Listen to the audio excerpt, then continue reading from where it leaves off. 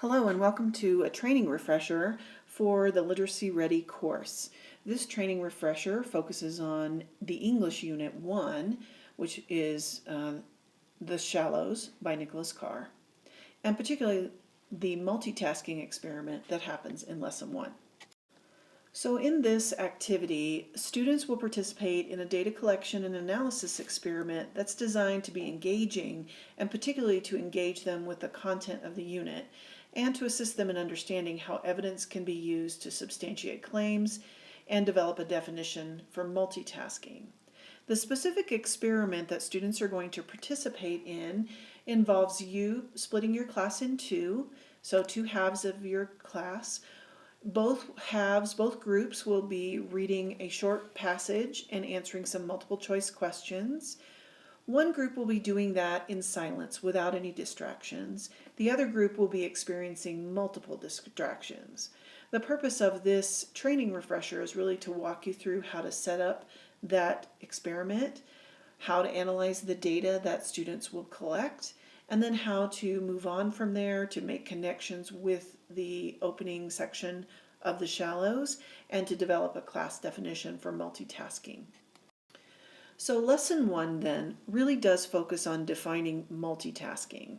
It also introduces students to the central text, the shallows. And what we're going to be focusing on today is what we're calling a gateway activity. A gateway activity is something that's really designed to engage students. It's designed to really be interesting and engaging for them, but also to focus on the ideas of the text and the essential question for the course, which is, how is the exponential increase of information that we process in all forms of media affecting the way we live?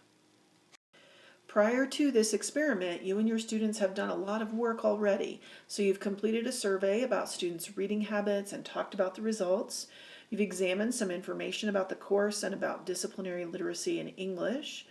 You've already read the opening paragraph of Carr's prologue, and you've developed definitions for the terms net enthusiast and net skeptic, and students have completed a reading log for the whole prologue. So some advice for setting up the multitasking experiment. As I said, you're going to want to divide your class into two groups. And a lot of this will depend on how large or small your class is. If you have a medium-sized to large class, then I would really recommend that you find an additional room for the silent group to work in. For example, you might use the library, you might use a colleague's classroom, maybe they can just sit out in the hall if the hall is a relatively quiet place, so that you can have the distracted group or the group that is facing multiple distractions in your own classroom. As to the distractions, you can think about having a video going, perhaps having some music playing, also maybe occasional cell phones going off or something like that.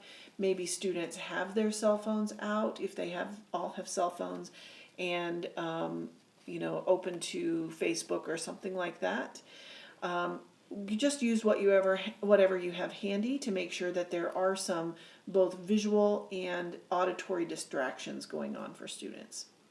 If you have a very small class, you might run this experiment twice, once with the text that's in the unit and perhaps with distractions, and then once with a different small text. I've got a link for one here that you might also use. And if you need to, you might get some help with managing the two groups. Maybe there's a paraprofessional who can be of assistance to you, or a colleague who would be willing to step in and help you with setting up the distractors or overseeing one of the groups that's not in your classroom. Here I'm providing just a little bit of information about averaging individual and group scores. So if you want to do individual scores, you can do that simply by dividing the number correct by the number possible. So if there are 5 questions and a student got 3 of them correct, that's 0.60 and that's 60%. When it comes to averaging group scores, remember you want to keep the two groups separate in your data analysis. So for each group, the total number correct divided by the total number possible. For example, in a class of 15 in one group, 8 students received 5 correct, 2 students received 3 correct, 5 students received 4 correct. So this total number correct is 66 divided by 75, which is the total number possible. That's 0.88, and that's 88%. Once you've analyzed the data, then you can compare the two groups. So you've got the multitasking group, the ones who were distracted, and the non-multitasking group. What we would expect is that the non-distracted group would score higher.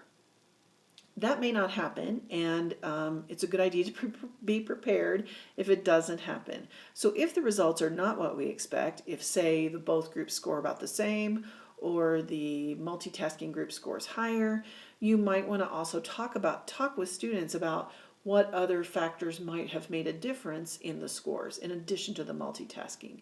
So it's possible that students who are just better readers got into the one group that scored higher. It's possible that somebody's already read that article before. Some people are better test takers than others. So think about that, and I think it's an important thing to do so that they're not thinking because one way or the other, because the results come out the way they come out, that ends up being the absolute truth. Once you've talked about the results of the experiment, then it's an important thing to refer back to the survey that students took. So have them talk about their own experiences as readers and compare that to the analysis of the data from the experiment. The next step in this activity is to develop a class definition of multitasking. You've already done a little bit of this with the net enthusiast and net skeptic work, but I thought I'd talk a little bit about perhaps a procedure that you could follow to develop a class definition. So one thing that you might do is flow from the individual to the whole class. So start with the individual, ask each student in the class to write a definition, a draft definition of multitasking. What do they think of? Then those individuals can move into pairs or small groups, talk through their individual definitions, and develop one that would represent all the aspects of their definition.